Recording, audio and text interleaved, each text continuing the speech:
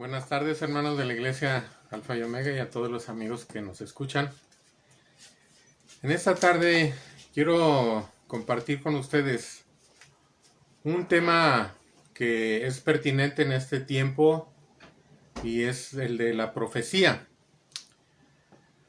Generalmente la gente, así como desatiende todo el resto de la palabra de Dios, también esta parte de la profecía la desatiende.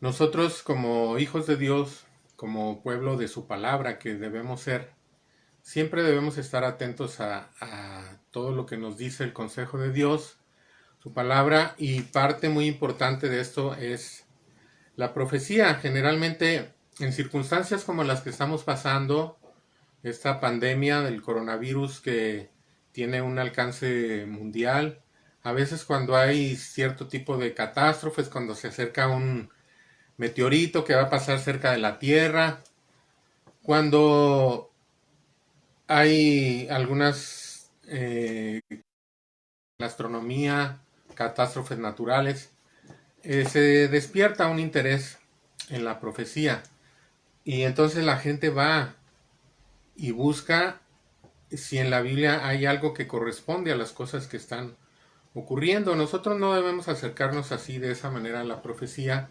más bien nosotros debemos tener una visión formada por el estudio de las escrituras y de los temas de profecía que aparecen en ella, y partiendo de esa visión, de esa verdad establecida en nosotros, interpretar las cosas que pasan. Nuestro interés en todos los asuntos de Dios, en toda la palabra de Dios, debe ser de manera constante, debe ser un interés constante, sistemático y serio, dedicarle tiempo al estudio de la palabra de Dios, incluida la profecía. Eh, Solamente Dios es el que profetiza. Solamente la Biblia tiene profecía verdadera. ¿Qué es la profecía? Bueno, hay una definición muy sencilla que dice que es la historia escrita antes de que suceda. Es una definición que pues sirve bastante bien para entender el significado de la profecía. Mucho de lo que está escrito en la palabra de Dios, en la Biblia, en el momento en que se escribió, era profecía. Y profecía, yo quiero restringirla como la definición lo dice, la historia escrita antes de que suceda. La profecía vamos a entenderla en esta serie de estudios que tendremos, varios, una serie.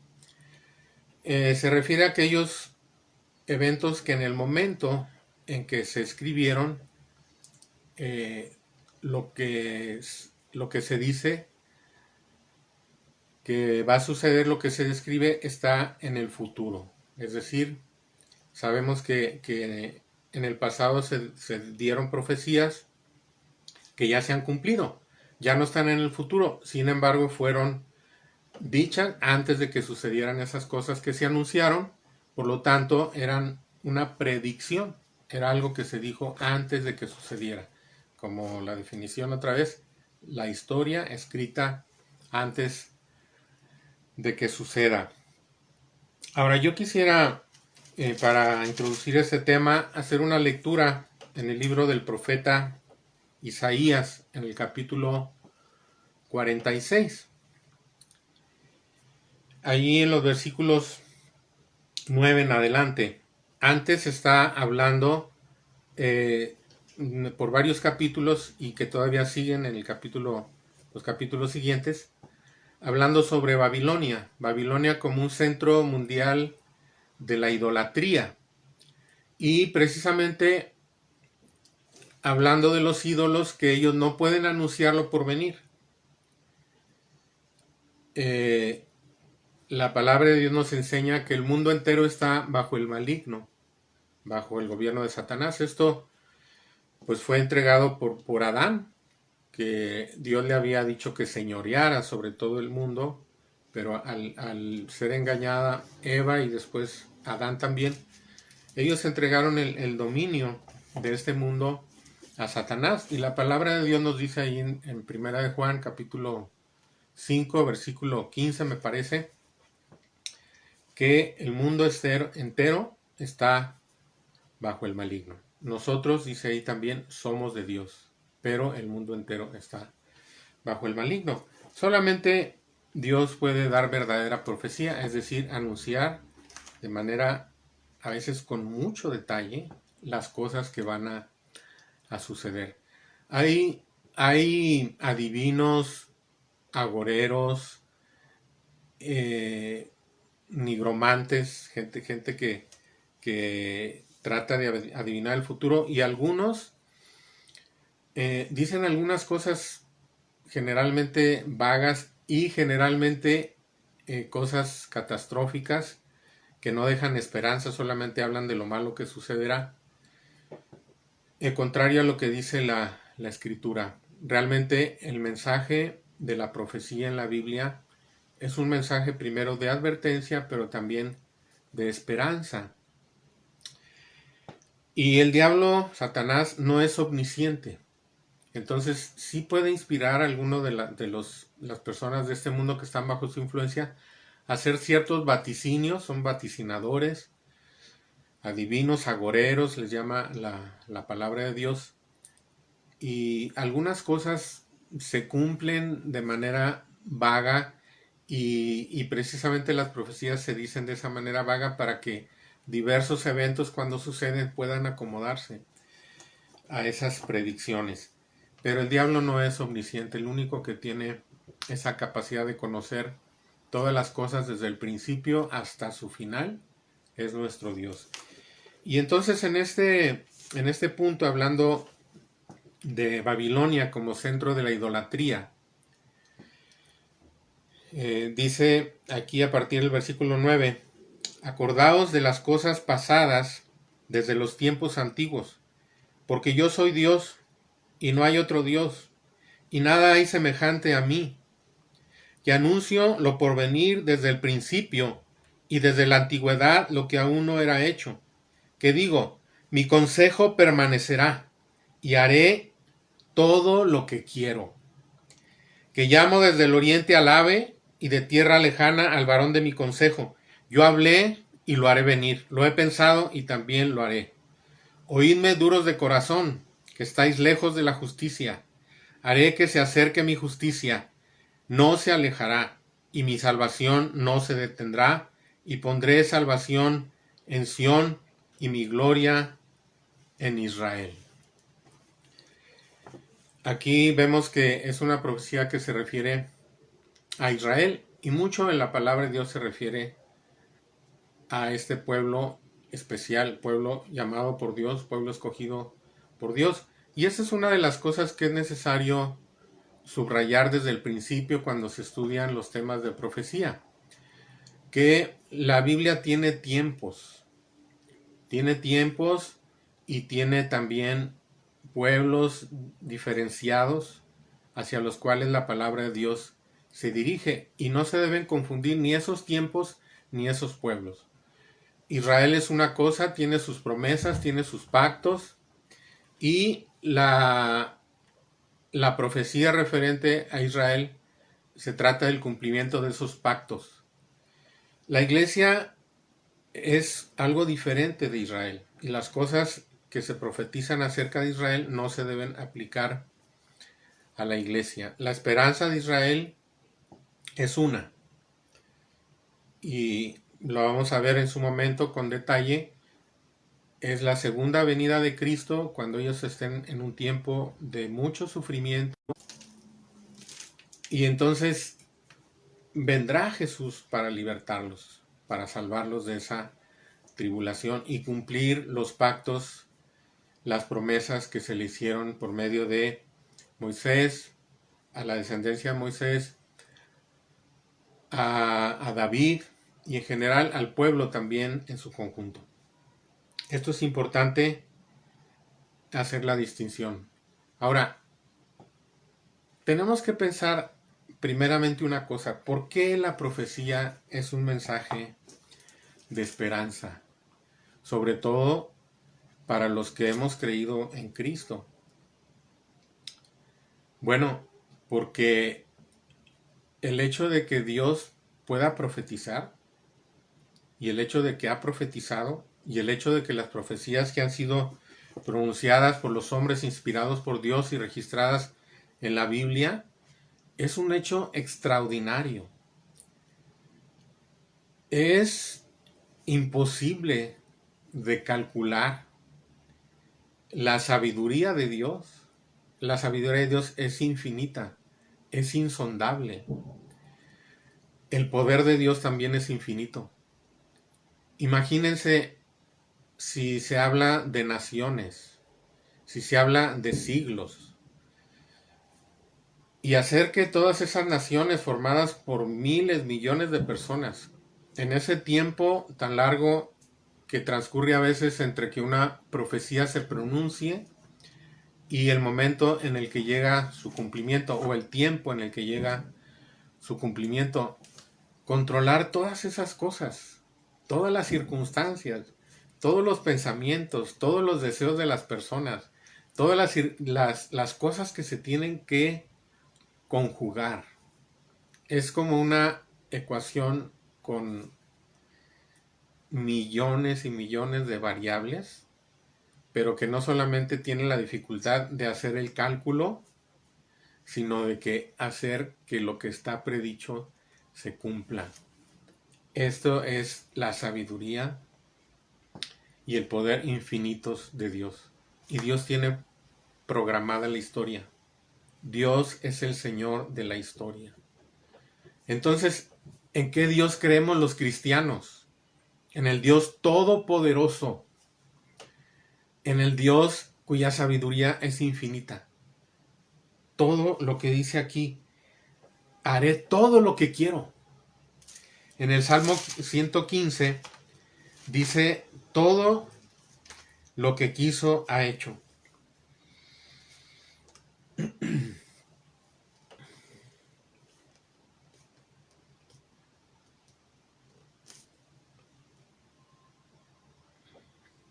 En el versículo 3 dice, nuestro Dios está en los cielos, en su trono, gobernando todas las cosas. Inclusive, aunque hemos dicho, el mundo entero está bajo el maligno. Y Jesús se enfrentó a este hecho cuando fue tentado por Satanás. Y él le mostró todos los reinos del mundo y le dijo, todos estos reinos me han sido entregados. Jesús no se lo negó. Y todos te los voy a dar si postrado me adoras. Es el príncipe de este mundo, el Dios de este siglo, el príncipe de la potestad del aire. Pero aún así, sobre todas las cosas, está Dios. Él es el soberano absoluto del universo. Satanás no puede acercarse a nosotros si Dios no se lo permite. Eso lo vemos claramente en el caso de Job. Entonces dice, nuestro Dios está en los cielos, todo lo que quiso ha hecho. Imagínense, cuando hay una elección política en una nación, estado, municipio, ¿cómo se alegran las personas allegadas a aquel que quedó en el poder, que ganó la elección? Y dicen, ahora sí nos va a ir bien.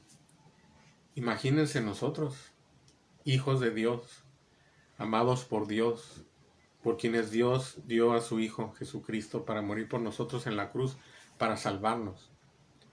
Imagínense, ese es nuestro Dios, el Dios todopoderoso, que tiene todas las cosas bajo su dominio, bajo su control.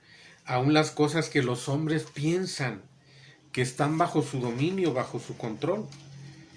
Allí en el libro de Daniel, un profeta muy importante que vamos a estar viendo en el capítulo 4, versículo 25, él está hablando con el monarca más poderoso de la tierra en ese momento, Nabucodonosor, el rey del imperio babilónico, y le dice en un momento, en un versículo que no vamos a leer todo, pero dice, tú estarás en esa condición hasta que conozcas que el Altísimo tiene dominio en el reino de los hombres y que lo da a quien Él quiere. Y esta capacidad de Dios para hacer lo que Él quiere, haciendo confluir en un punto de la historia y en un lugar que puede ser toda la tierra puede ser afectada por algunas de las profecías para hacer que todo confluya, para que se cumpla lo que Él ha dicho. Es un poder increíblemente grande.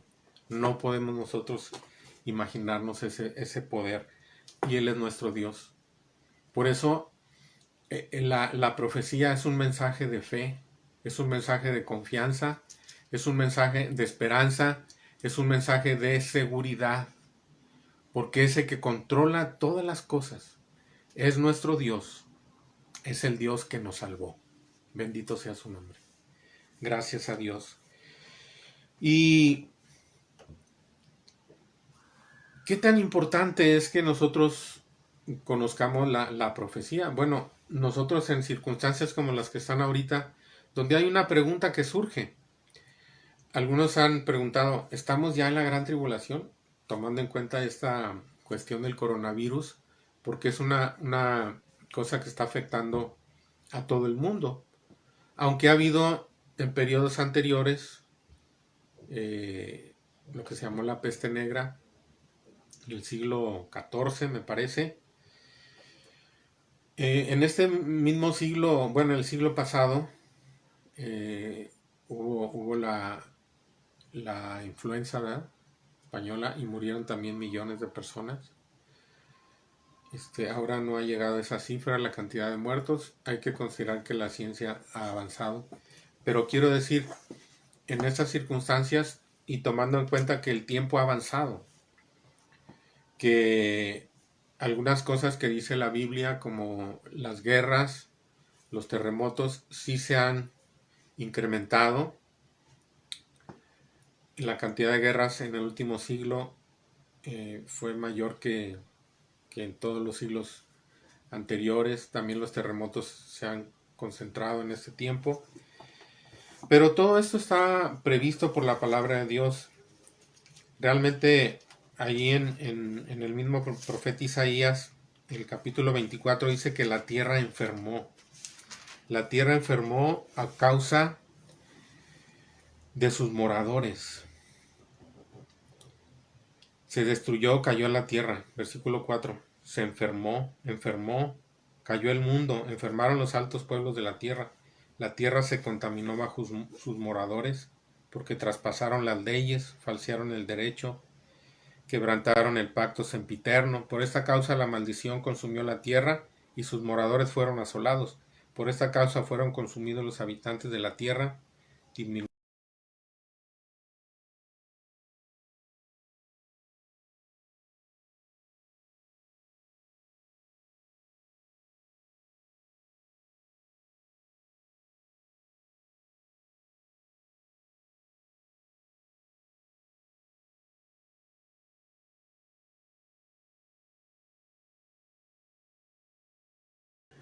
Pero nosotros, hermanos, que conocemos a nuestro Dios, tenemos que leer la palabra de Dios, creerla y estar confiados, porque el Dios que está controlando todas las cosas es nuestro Dios.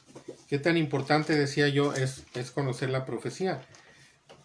Fíjense que los apóstoles en sus primeras predicaciones, cuando ellos recién nuestro Señor Jesucristo había resucitado y ellos empezaron a predicar, siempre su predicación tenía un elemento profético. El apóstol Pedro, en el sermón del día de Pentecostés, empezó su sermón diciendo así: porque estos no están ebrios como vosotros suponéis, puesto que es la hora tercera del día. Mas esto es lo dicho por el profeta Joel, y empezó a hablar de una profecía. En el capítulo 3, cuando Pedro y Juan fueron usados por Dios para sanar a aquel cojo en el templo, en la puerta, la hermosa del templo, Dice también su predicación: así que arrepentíos y convertíos para que él envíe a Jesucristo que os fue antes anunciado, a quien es necesario que el cielo reciba hasta los tiempos de la restauración de todas las cosas, de que habló Dios por boca de sus santos profetas que han sido desde tiempo antiguo. La misma presentación del Evangelio, hermanos, en la epístola a los Romanos, Jesús fue enviado por Dios y el Evangelio es el testimonio de Dios acerca de Jesús y de su obra. Y cuando Pablo está presentando este Evangelio y cómo se realizó la justicia de Dios en la cruz, él dice: mas ahora, aparte de la ley, se ha manifestado la justicia de Dios testificada por la ley y por los profetas. Y la ley allí no es tanto, no son los 10 mandamientos, sino es esa división de la escritura que los judíos conocían como la ley, que son los 5 libros de Moisés. Entonces, el Evangelio fue testificado, fue profetizado desde antes en toda la escritura. En los salmos también hay muchas profecías. Ahora, para nosotros entender la profecía, tenemos que estudiar la palabra de Dios.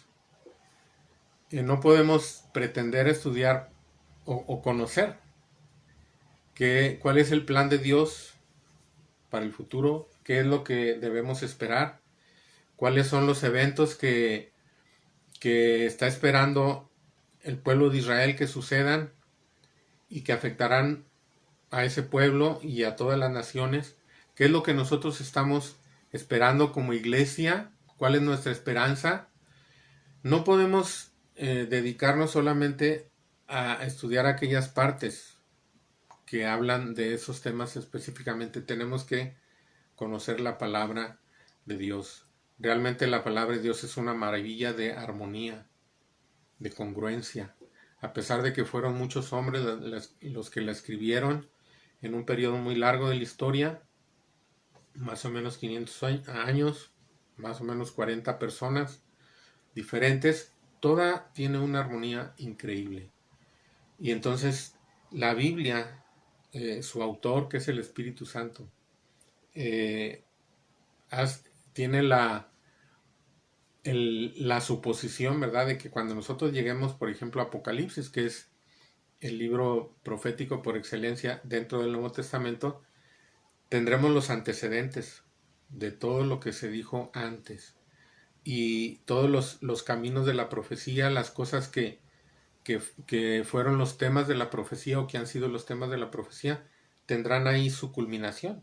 Entonces no podemos entender cómo termina una cosa si no entendemos cómo empezó y cómo se fue desarrollando. Y eso está en toda la palabra de Dios. Ahora, es cierto que sí hay libros y pasajes que son clave para la comprensión de la escritura.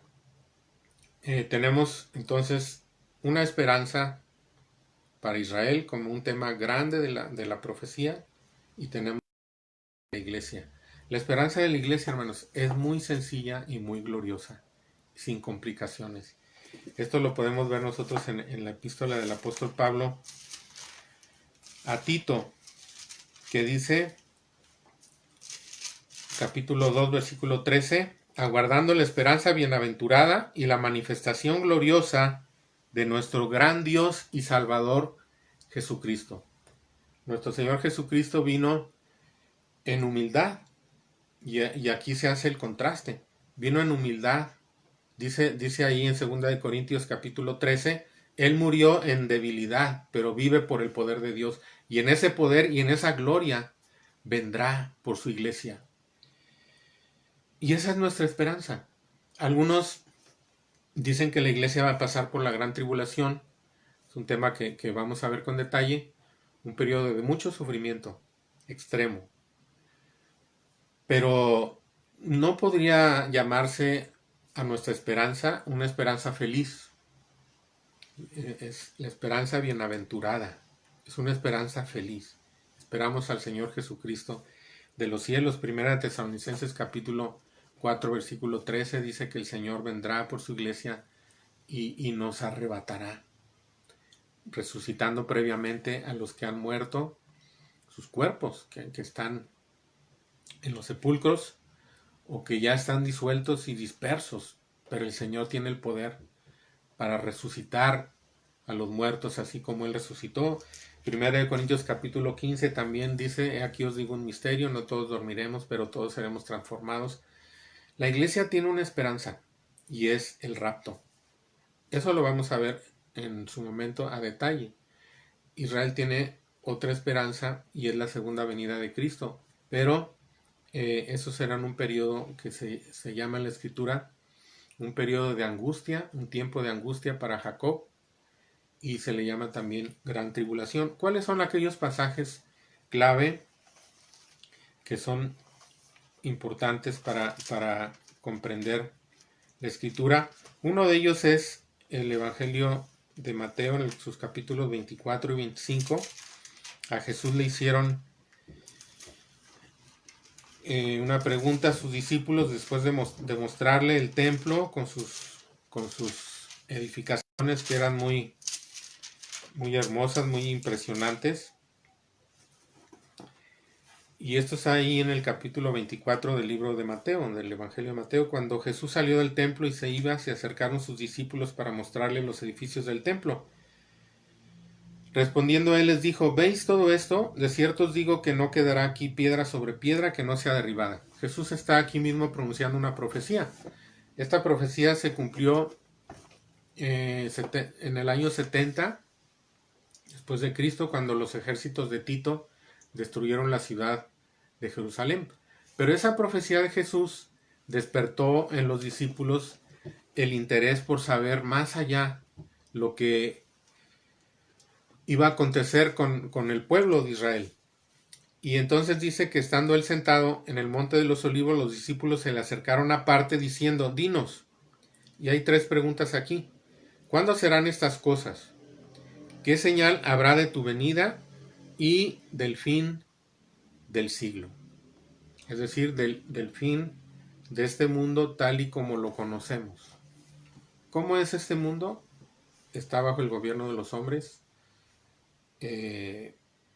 delegado por Dios, pero directamente bajo el gobierno de los hombres. Cuando Jesús venga, Él tomará en sus manos el gobierno de este mundo. Y entonces Jesús les empieza a dar una serie de respuestas.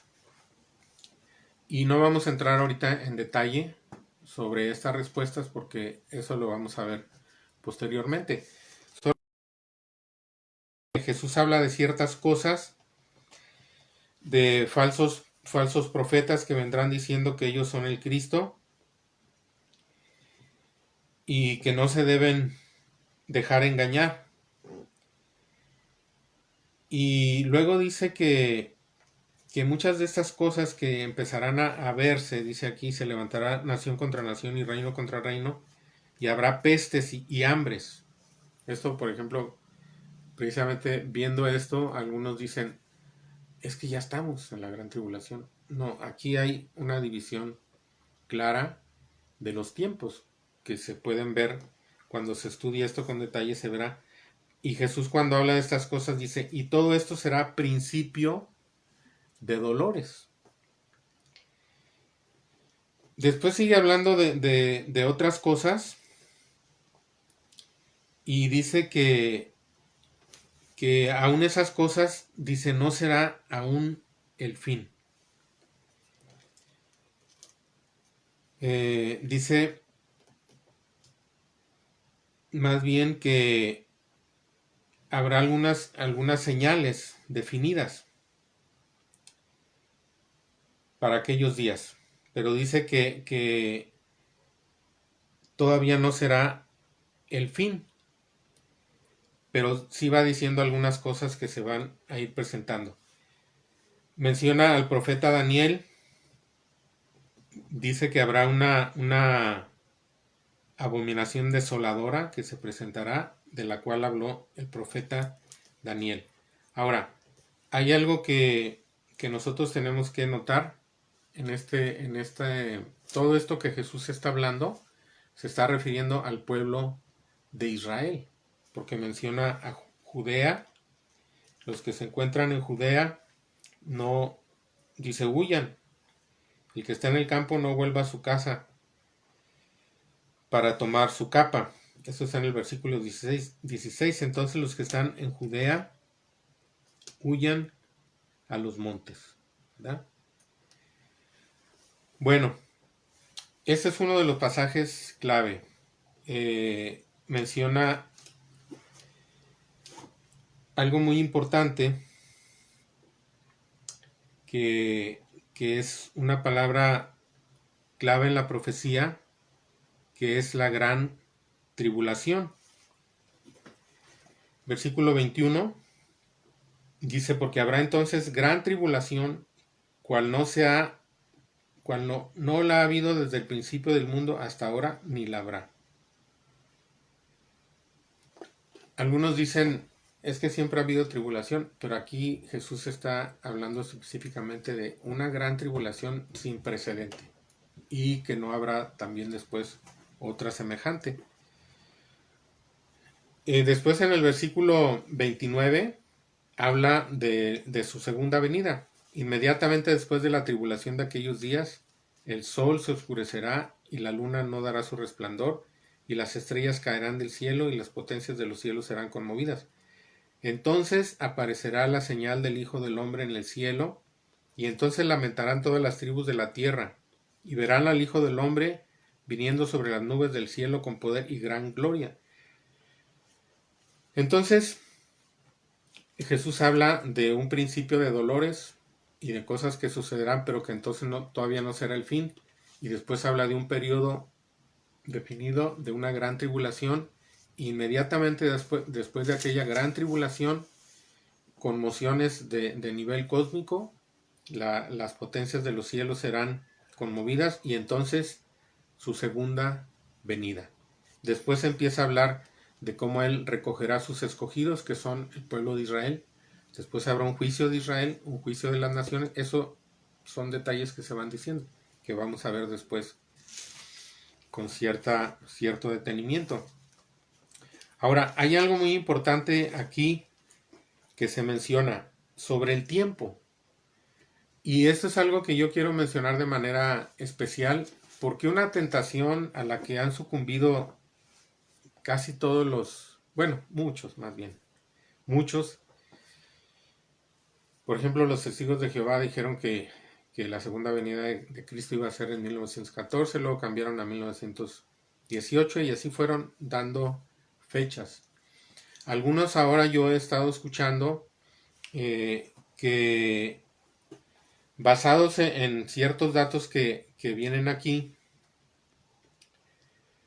ellos también están dando como fechas aproximadas. Pero Jesús no daría ninguna señal que permitiera a los hombres hacer cálculos de años o de fechas. Porque él mismo dijo que la hora y el día nadie lo sabe. El día y la hora nadie lo sabe sino mi Padre que está en los cielos. Si él dijera ciertas señales que dicen, pues esto ya pasó y a partir de aquí hay tanto tiempo, entonces vamos a calcular. Eso es lo que hacen algunos. ¿Cuál es esta señal? ¿O cuál es este dato que se presenta aquí? Es en el versículo 32 de este capítulo 24 de Mateo. De la higuera aprended la parábola. Cuando ya su rama está tierna y brotan las hojas, sabéis que el verano está cerca. Así también vosotros, cuando veáis todas estas cosas, conoced que está cerca a las puertas. De cierto os digo que no pasará esta generación hasta que todo esto acontezca. Y aquí dice lo que les mencionaba yo, el cielo y la tierra pasarán, pero mis palabras no pasarán. Pero del día y la hora nadie sabe, ni aun los ángeles de los cielos, sino solo mi Padre. Entonces algunos dicen, bueno, la higuera en la Biblia se compara con Israel. Y dicen, cuando brota la higuera, cuando reverdece. Y el 14 de mayo de 1948, la nación de Israel fue reconocida por las Naciones Unidas como una nación después de siglos de que no había existido como tal. Y entonces lo que Jesús dice aquí, de cierto os digo que no pasará esta generación sin que todo esto acontezca, todas estas cosas acontezcan. Entonces eso lo toman como una base de cálculo y dicen, yo he escuchado desde hace mucho tiempo cómo han ido cambiando la medición del tiempo. Por ejemplo, a los años 70, todavía 80, decían, bueno, una generación son 40 años.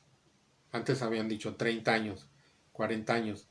Ahora, por ejemplo, basándose en el Salmo 90, que dice nuestros días son 70 años y acá son los más robustos 80 años, entonces, bueno, toman el parámetro de 80 años. Dice 1948 más 80 años,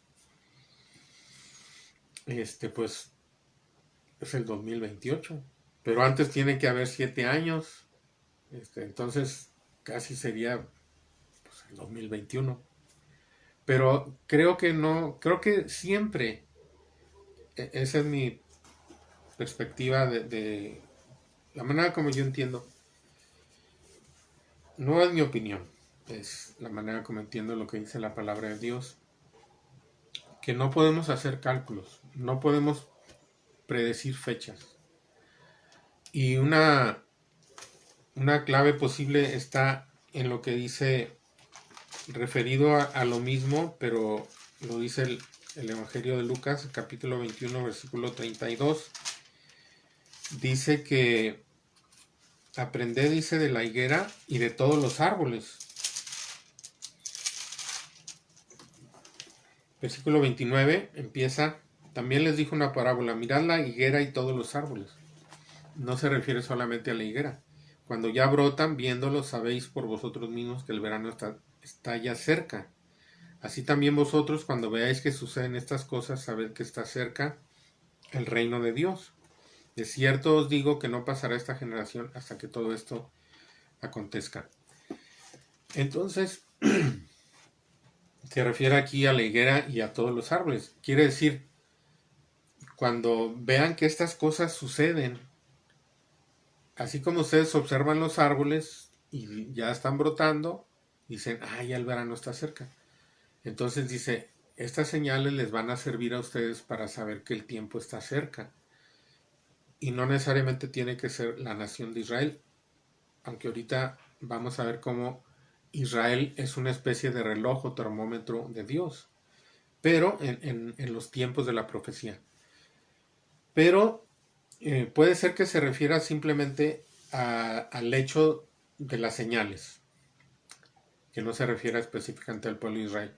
Pero también si se refiere específicamente al pueblo de Israel, la palabra que se usa allí para hablar de generación puede interpretarse de dos maneras. Una es todo el conjunto de los hombres que viven en un cierto tiempo. Las generaciones tal como las contaban los judíos. Pero si nosotros vemos las genealogías, vemos que una generación no es todo el tiempo que una persona vive. Por ejemplo, supongamos que 80 años. No, es el tiempo, por ejemplo, Isaac. Isaac es una generación. Cuando Isaac tuvo a Jacob y a Esaú, sus dos hijos, ahí empezó otra generación. Cuando Jacob tuvo a sus 12 hijos ya son otra generación. Los hijos de Judá, de José, de los hijos de Jacob, son otra generación. Entonces es desde el tiempo que nace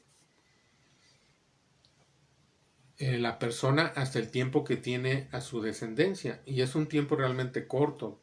No sé, pueden ser 25 o 30 años. Hablando de que complete su descendencia.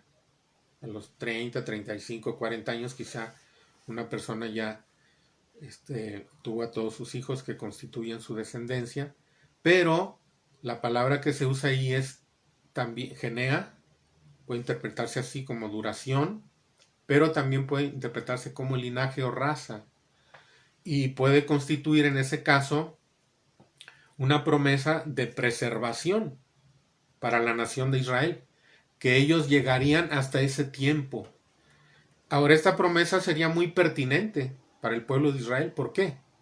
Porque ninguna nación se ha visto tan amenazada de ser extinguida completamente y a veces de manera muy determinadamente. O sea, hay quien se ha propuesto determinadamente hacer desaparecer a la nación de Israel. Esto está en algunos salmos, en el Salmo 83, lo vimos en el tiempo de Hitler, ¿verdad? Entonces, es un dicho también árabe, ¿verdad? Que exterminemos a Israel. Entonces puede constituir una promesa para el pueblo de Israel. Ahora, yo quiero ya concluir esta, digamos, pues, parte introductoria de lo que va a ser una serie de estudios sobre profecía, mencionando un pasaje que está en el libro del profeta Daniel, en el capítulo 9, y es una profecía clave que tiene repercusiones aquí, como lo mencionamos en el capítulo 24 de Mateo, cuando Jesús dijo: cuando veáis la abominación desoladora de la que habló el profeta Daniel. Y aquí en el profeta Daniel, en esta profecía que vamos a leer, que es una profecía breve pero con mucho contenido, también se marcan tiempos que están mencionados de manera muy específica y equivalente, ¿verdad? O sea, con las mismas duraciones que marca Daniel, están mencionadas allí en Apocalipsis. Esta profecía se le ha llamado la profecía de las 70 semanas y está en el capítulo 9 de los versículos 24 al 27. Y observemos cómo corresponde también con lo que decíamos de Mateo, que las profecías de Mateo se refieren al pueblo de Israel. ¿Cómo empieza esta profecía? Dice: 70 semanas están determinadas sobre tu pueblo y sobre tu santa ciudad. Cuando empieza el libro de Daniel, se dice que él era de Judá. Ni siquiera se habla de todo Israel. En el año tercero del reinado de Joacim, rey de Judá, vino Nabucodonosor, rey de Babilonia, a Jerusalén y la sitió. Y el Señor entregó en sus manos a Joaquín, rey de Judá, y parte de los utensilios de la casa de Dios. Es Judá, o digamos Israel, y Jerusalén. Daniel fue de los primeros cautivos que fueron llevados por Nabucodonosor a Babilonia, y él pertenecía a la tribu de Judá. Entonces, 70 semanas están determinadas sobre tu pueblo y sobre tu santa ciudad para realizar, aquí dice, 6 cosas: terminar la prevaricación, poner fin al pecado, expiar la iniquidad, traer la justicia perdurable, sellar la visión y la profecía y ungir al santo de los santos. Entonces, hay un periodo de 70 semanas que vamos a ver después, que se refiere a años, para cumplir esas 6 cosas. Y después esas 70 semanas se subdividen en periodos. No vamos a entrar ahorita en detalle en eso. Solamente que hay 3 periodos. Uno de 7 semanas, otro de 69, que se juntan para formar un periodo, una unidad completa, 69 semanas, hasta, dice, la llegada del Mesías príncipe, que es nuestro Señor Jesucristo, en su entrada triunfal a Jerusalén. Lo veremos en su momento. Pero después se para. Una semana la pone aparte. Y lo llama así en el versículo 27. Y por otra semana confirmará el pacto con muchos. Confirmará es lo que hará una persona que está mencionada en el versículo anterior, donde dice: el pueblo de un príncipe que ha de venir. Ese príncipe que ha de venir es el anticristo. Igual ahorita no vamos a probarlo por las escrituras, solamente lo decimos, es el anticristo. Entonces, el inicio de esa última semana, que se llama la semana 70 de Daniel, que como todas las anteriores tendrá igual duración 7 años, empezará cuando un príncipe, que es el anticristo, dice, haga un pacto. Y la palabra dice aquí confirmar, y la palabra es forzar un pacto con muchos. Y a la mitad de la semana hará cesar el sacrificio y la ofrenda. Después, con la muchedumbre de las abominaciones vendrá el desolador, hasta que venga la consumación y lo que está determinado se derrame sobre el desolador. Esto es a lo que Jesús se refirió cuando dijo: cuando veáis la abominación desoladora de la que habló el profeta Daniel, entonces dice: los que estén en Judea huyan a los montes. Empezará un periodo que aquí dice a la mitad de la semana. Entonces, ese tiempo de angustia para Jacob, que lo vamos a después a ver también con detalle, es algo que menciona el profeta Jeremías y también Daniel mismo, aquí en el capítulo 12, dice: en aquel tiempo Miguel, el gran príncipe que está de parte de los hijos de tu pueblo, se levantará, y será tiempo de angustia cual nunca fue desde que hubo gente hasta entonces, pero en aquel tiempo será libertado tu pueblo, todos los que se hallen escritos en el libro. Vemos la correspondencia. Lo mismo que dijo Jesús: habrá gran tribulación como nunca lo hubo antes ni la habrá después. Aquí se habla lo mismo. Y marca esos tiempos. Entonces, esos tiempos que marca aquí el profeta Daniel están señalados en el capítulo 24 de Mateo y están señalados también en el libro de Apocalipsis. Y en algunos otros escritos del apóstol Pablo, por ejemplo, aunque no señala los tiempos, pero sí algunas circunstancias que nos hacen o que hacen posible que se emparejen esas circunstancias o la aparición de ese personaje, el anticristo, con los tiempos señalados por Daniel, por Jesús y en el libro de Apocalipsis. Entonces, hermanos, en resumen, nuestro Dios tiene todo bajo control. Y no me estoy refiriendo a las circunstancias de este tiempo, que también están bajo su control, sino toda la historia, hasta su consumación, ha estado bajo su soberanía, bajo su control. Él es el que determina los tiempos. Así lo dijo Pablo, que es otro ejemplo de una predicación apostólica en el libro de los Hechos, donde se refiere a los tiempos de Dios, a la profecía. Es la predicación de Pablo ahí en la ciudad de Atenas, y voy a leer para terminar esta parte. Dice a partir del versículo 23, pasando y mirando vuestros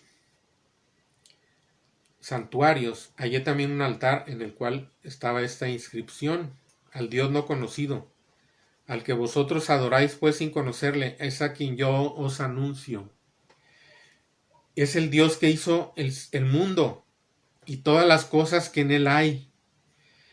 Siendo Señor del cielo y de la tierra, no habita en templos hechos por manos humanas, ni es honrado por manos de hombres como si necesitase de algo, pues Él es quien da vida a todos, vida y aliento y todas las cosas. Él sustenta su creación. Y de una sangre ha hecho todo el linaje de los hombres, para que habiten sobre la faz de la tierra. Y miren lo que dice aquí. Y les ha prefijado el orden de los tiempos y los límites de su habitación, para que busquen a Dios, si en alguna manera palpando y puedan hallarle, aunque ciertamente no está lejos de cada uno de nosotros, porque en Él vivimos y nos movemos y somos. En el versículo 30 dice, pero Dios, otra vez habla de los tiempos. Acá dijo primero, Él les ha prefijado a los hombres el orden de los tiempos y los límites de su habitación. Versículo 30, pero Dios, habiendo pasado por alto los tiempos de esta ignorancia, ahora manda a todos los hombres en todo lugar que se arrepientan, por cuanto ha establecido un día en el cual juzgará al mundo con justicia, por aquel varón a quien designó, dando fe a todos con haberle levantado de los muertos. Así que, hermanos, cuando nosotros vemos todas estas cosas, no debemos llenarnos de temor, porque es nuestro Dios el que está en el control. Pero sí es una cosa que puede hacer temer a la gente. Y nosotros en este tiempo podemos predicar el Evangelio.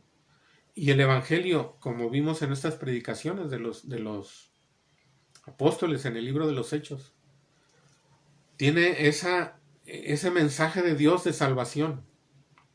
Pero es un mensaje que presenta el ofrecimiento de la gracia de Dios para salvar a los hombres de la condenación. Pero está con la expectativa también de un día de juicio, que nosotros tenemos que decirles a los hombres, a las personas, sean libres de la condenación, sean libres del juicio. Vienen tiempos, porque Dios lo ha dicho, y porque todo lo que Dios ha dicho se ha cumplido. Vienen tiempos de juicio, pero hay un escape, hay una puerta de salida, hay una puerta de salvación, hay un lugar donde Dios nos espera en su gracia, en la cruz de su Hijo Jesucristo, allí donde Él pagó por nuestros pecados, ahí Él nos recibe, ahí Él recibe a todo aquel que se arrepiente y cree en su Hijo Jesucristo, para ser libres de aquellos tiempos de ira, y no solamente de aquellos tiempos de ira, sino del día en que nuestros hechos serán juzgados, si es que no hemos recibido el beneficio de que hayan sido juzgados en la cruz, en nuestro lugar, en la persona de nuestro Señor Jesucristo.